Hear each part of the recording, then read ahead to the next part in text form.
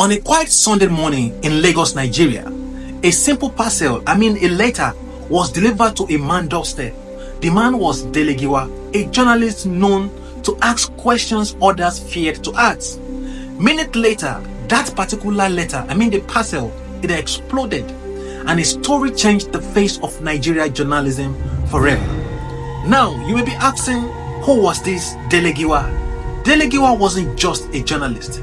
He was a man who believed that no society could thrive without truth. And as a co-founder and editor-in-chief of Newswatch magazine, Giwa led a new wave of fearless journalism in Nigeria.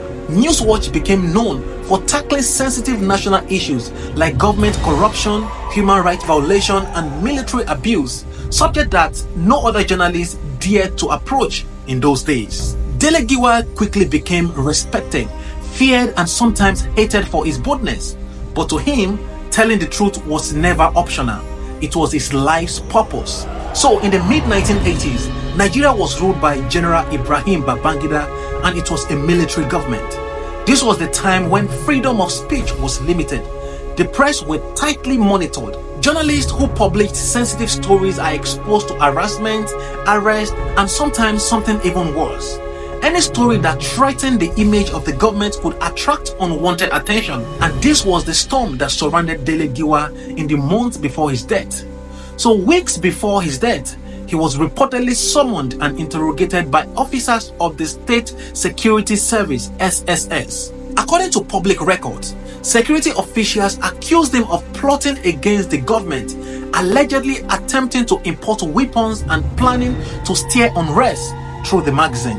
Dele Giwa denied all the accusation. He insisted that he was just doing his job as a journalist. But the visit didn't stop. Just a day before his murder, on October 18, 1986, it was reported that Colonel Alilu Akilu of the Directorate of Military Intelligence placed a phone call to Giwa's home. And the reason for his call was to ask for his home address.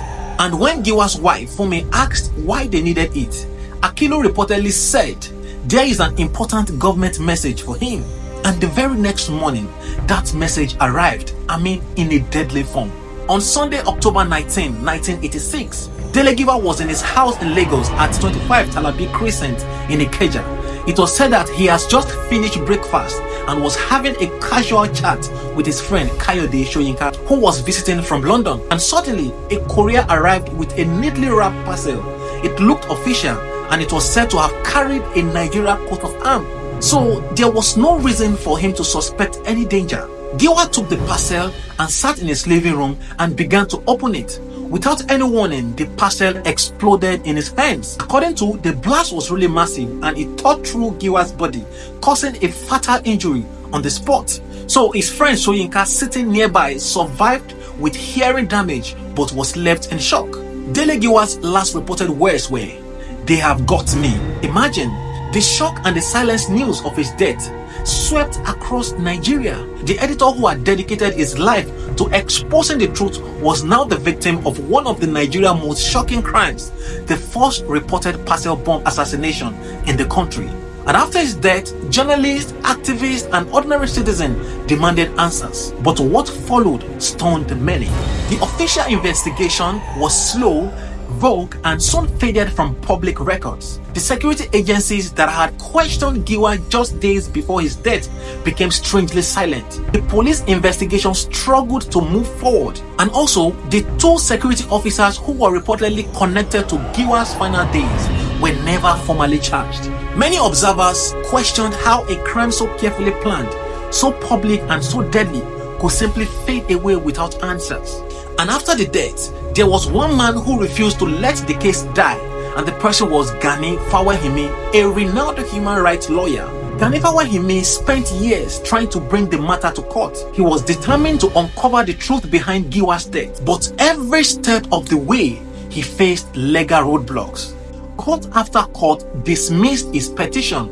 The government accused him of trying to embarrass the state. His home was raided, his movements were watched, but Gani never gave up. Despite his efforts, the case never truly moved forward. There were no convictions, no arrest, and no justice. There were so many unanswered questions until today. These questions remain.